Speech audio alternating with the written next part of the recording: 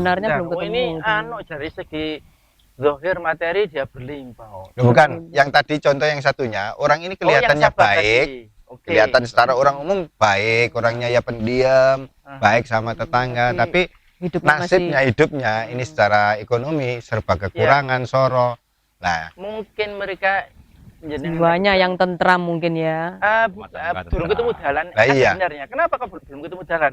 Dia mungkin dari sampean sing dhisik syutingan dulu nggak visioner. Dia tidak mencoba opportunity, kesempatan yang tidak meraih. Bisa juga saking sabare jadi males yo ono ngono. Beda tipis ya. Orang mau sabar padahal males. Hanya itu. Tapi hendaknya yang kita gunakan ketika menilai orang lain kacamatanya kacamata husnudzon. Mari kita membayangkan kehidupan lahiriahnya Nabi Isa. Itu kalau tolok ukurnya ekonomi materi, kalau enak Nabi Isa. Iya. Oke, I see. Kalau material, kalau enak padahal Nabi Isa, masya Allah, Nabi erok dan Rasul, bahagia tingkat tertinggi, 24 jam tidak pernah tidak bahagia. Kalaupun susah sedihnya itu bukan sebab diri pribadinya, tapi memikirkan umatnya. Seperti bapak yang sukses sudah, kemudian kok jika tok sumpah ya anak-anak cucu awak ya, tapi mikir no anak-anak anak-anak ya. Paham. Seperti itu, mereka sama sekali bukan ukuran materi itu. Walaupun itu menjadi tanda-tanda, tapi tidak bisa kemudian dipastikan melalui itu, nggak bisa. Ya sih, memang kalau berkaca pada materinya Gus Nizam, memang ada beberapa orang yang dikatakan Gus Nizam misalnya kona'ah ya, dia tentram dengan kekurangannya. Sudah ketemu jalannya. atau mungkin bisa ditarik benang merahnya yang tadi dari awal Gus Nizam menyampaikan firman Allah, innallaha la yughayyiru ma biqaumin hatta yughayyiru ma bi anfusihim, ini dengan hadis qudsi, ana inda dzanni abdi bi in zanna khairan fa khairun. Nah, plek itu, aku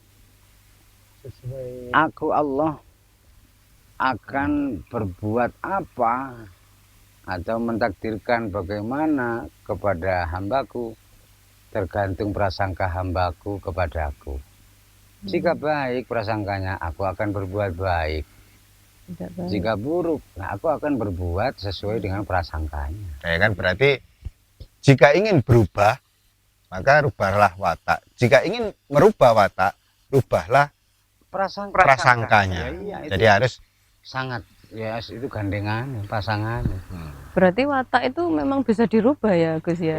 Kan kalau dari lahir sudah berkarakter seperti itu, berwatak pertanyaan seperti awal itu. saya dari di situ. Iya. Itu kan dari sononya seperti itu loh. Yang dari lahir. Kalau yang dari sononya itu siapa yang mengatakan nggak bisa itu?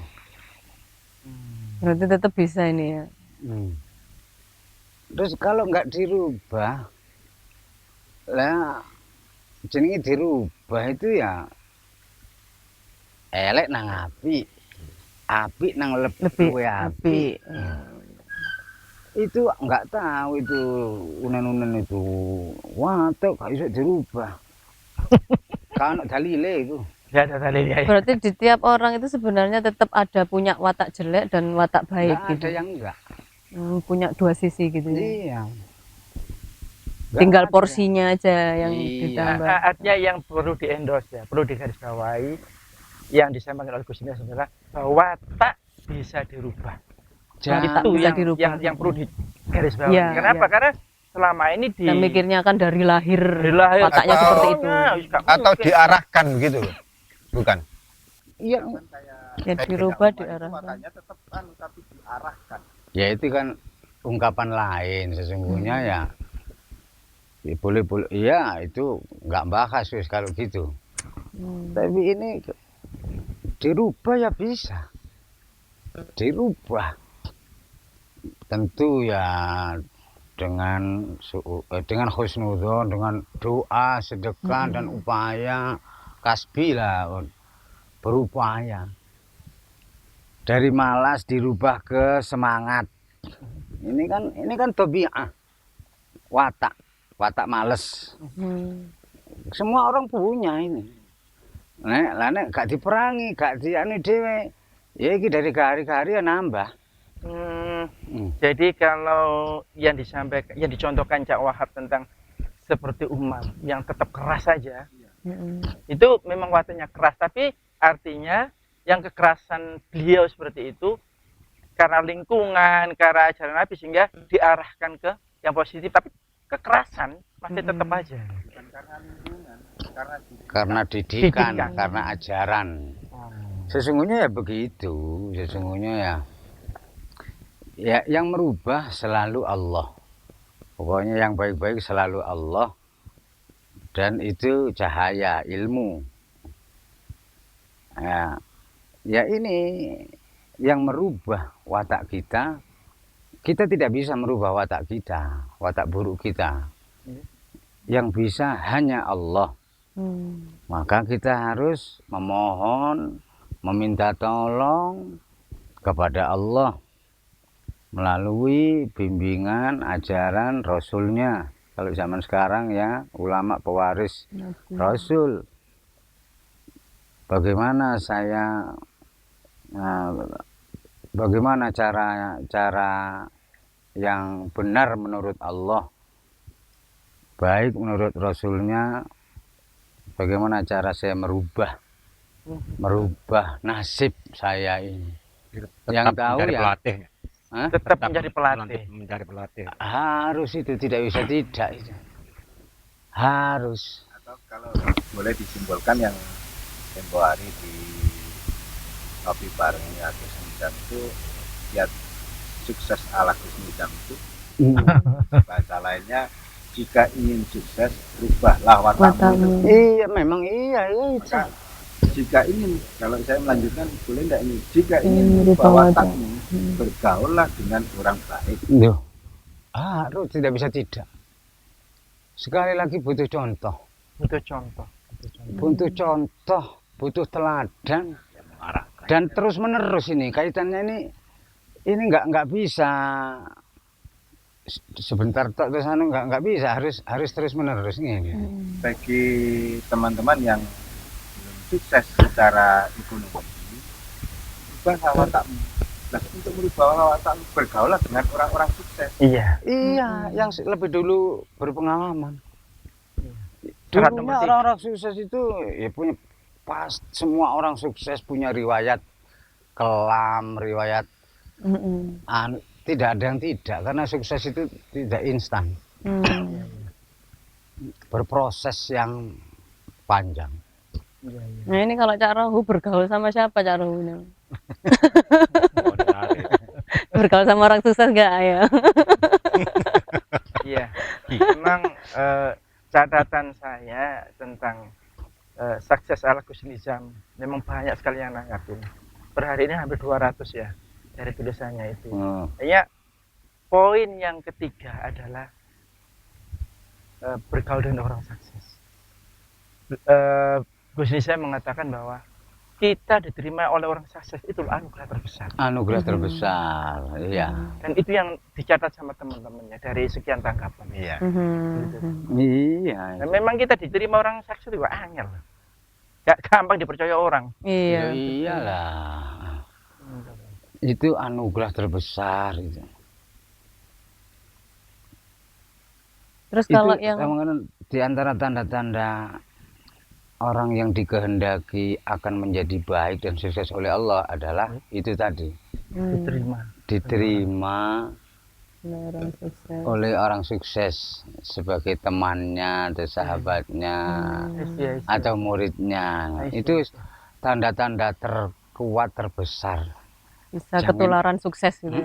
Jangan sukses itu. Soal kapan wujud anune iki ya cepat atau lambat ini tergantung cuma sudah kelihatan itu bagi orang-orang yang melek itu sudah kelihatan jelas sudah.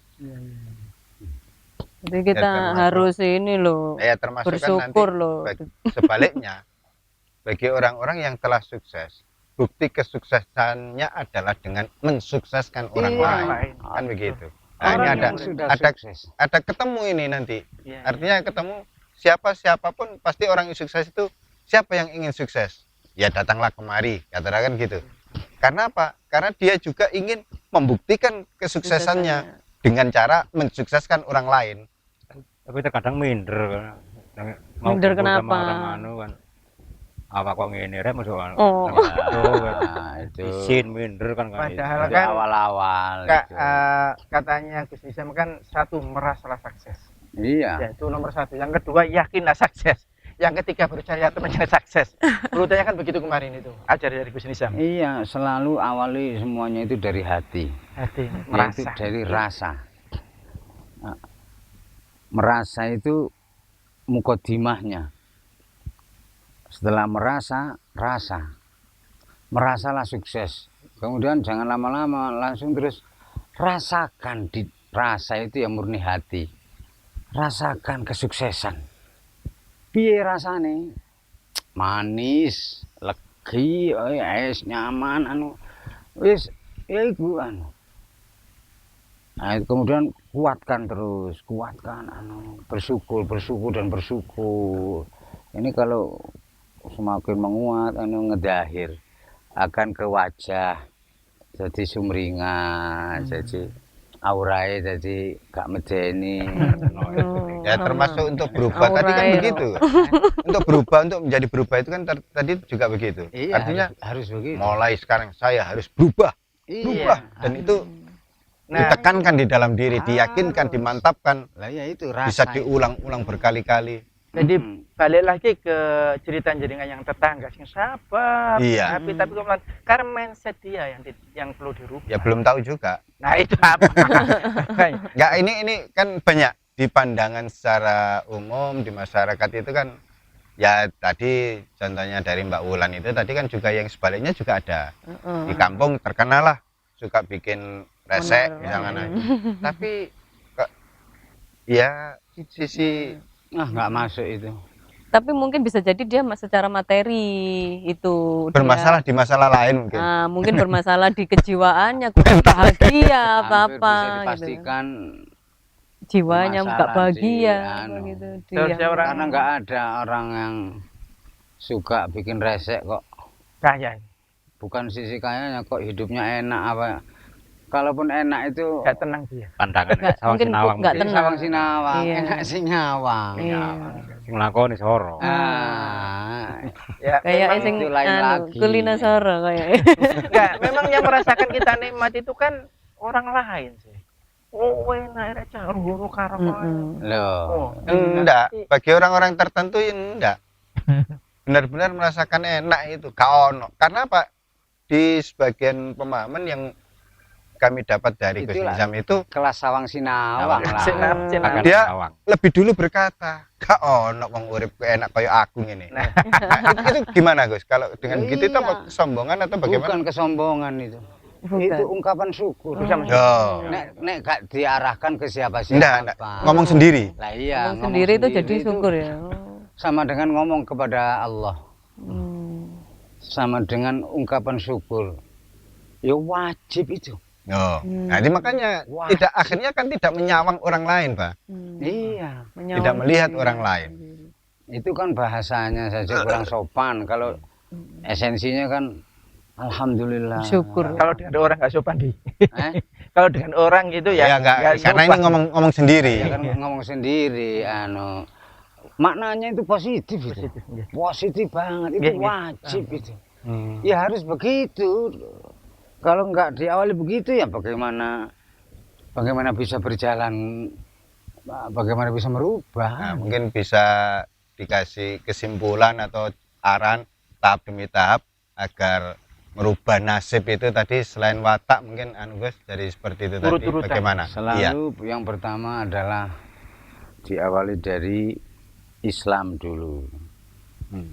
Kemudian iman. Islam itu ya berserah diri kepada aturan kehidupan lahiriah yang diatur oleh Allah.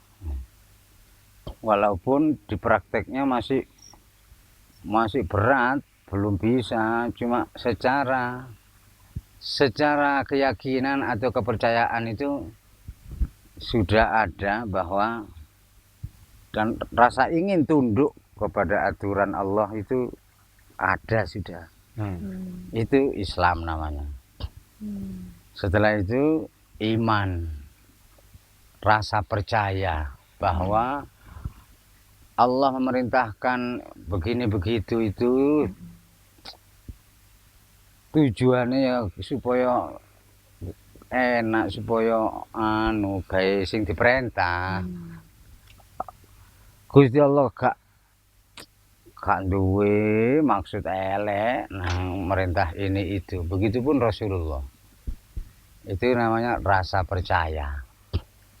Bahwa Allah tidak Intinya pernah percaya kepada Allah bahwa Allah senantiasa bermaksud baik, berbuat baik kepada kita. Begitu. iya, bahwa Allah itu maha ihsan.